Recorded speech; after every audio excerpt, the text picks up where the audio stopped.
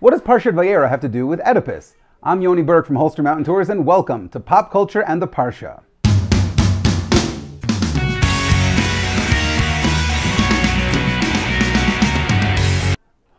Welcome to this episode of Pop Culture and the Parsha, the show where I take every week's Parshat Hashavua and I connect it to some aspect of pop culture.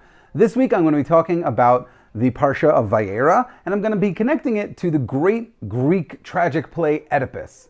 What do those two have in common? Well, let's find out.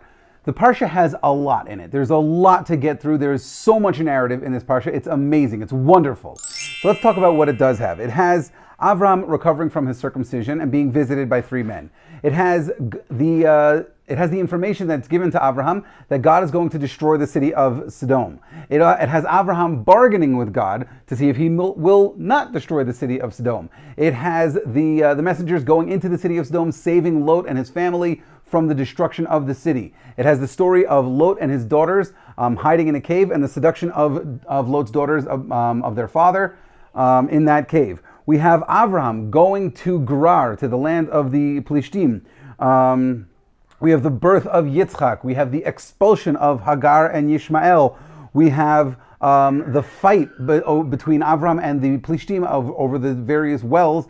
And we finally have, at the end of the Parsha, we have the Akedah, the offering of Yitzchak as a sacrifice by his father Avraham. That is a lot. I mean, I just skimmed through. There is a lot of information that I didn't cover in that, but that's a lot of information. So I want to talk about one aspect of the Parsha, and it is actually one of the most controversial aspects, not only of this Parsha, but of the entire Torah. And that, of course, is the story of Lot and his daughters. After the destruction of the city of Sodom and the surrounding cities, there were only a handful of survivors, specifically Lot and his daughters. God had decided that they were worthy of being saved, and they were the only ones that were saved. Lot's wife, unfortunately, died on the way. There's a great video that talks about that. I'll post that in the comments. You can watch that fun video describing what happened to Lot's wife. But Lot and his daughters hid in a cave not far away from Sodom after the destruction. Lot's daughters assumed that the entire world had been destroyed, and they proceeded to do something which is considered a taboo in any culture, in any aspect, by anyone's code. This was something that was wrong. What did they do? They got their father drunk and they slept with him in order to have more children and repopulate the world. Now, I'm not going to get into the idea about how bad an idea it is to repopulate the world with such a small genetic set, but that's a different story altogether. What I do want to talk about is the fact that it was taboo, the fact that it was something that is not okay.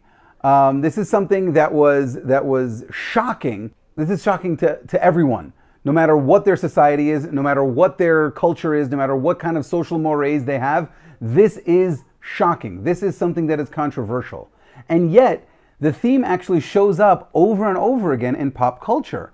One of the earliest examples that I can think of is the play of Oedipus. Oedipus is the story of someone who was, there was a prophecy about this boy, Oedipus, who would grow up to kill his father and sleep with his mother. Obviously, again, a huge taboo, even in Greek culture. This was something that was shocking. Through a series of events that took place over the course of the play, he ended up accidentally killing his father. He didn't know that it was his father when he killed him, but he accidentally killed his father. And then he went and he married some woman that he didn't know, and it turns out that woman was his mother, and he did end up sleeping with his mother. So this was seen as shocking at the time. And it hasn't changed ever since. There are certain things that become more acceptable or less acceptable depending on the time, depending on the location. Different places have different social norms and different taboos that things are okay or less okay. But this is something that has always been a big no-no, literally across the board. It's carried through not only in terms of geography all around the world, but also throughout time.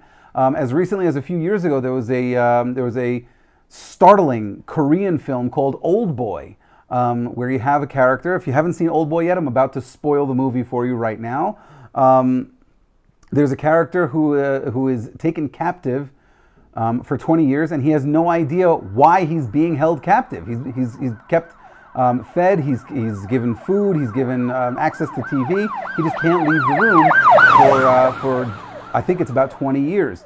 He's finally set free, and he is, what we find out later, he is manipulated into falling in love with this girl, who he then sleeps with, and it turns out that that girl is his daughter. Shocking. It is a shocking twist, and nobody sees it coming, especially not the main character. And it is seen as a gross violation of a terrible taboo. But the whole point of this video series is to show that the themes that are brought out in the Torah are used over and over again in stories throughout history up until the modern age. And this is more of a shocking example, but it is another example of something that is wrong by any stretch of the imagination, and yet the theme keeps on coming up over and over again in stories in various cultures around the world. So let me know what you think. Let me know if you think this was a good example of connection to pop culture. Maybe I'm being a little bit too risque from this early on in my video series. Let me know if you think that that's the case. Let me know if you have any other ideas of how the story of Lot and his daughters can be compared to anything else in modern pop culture.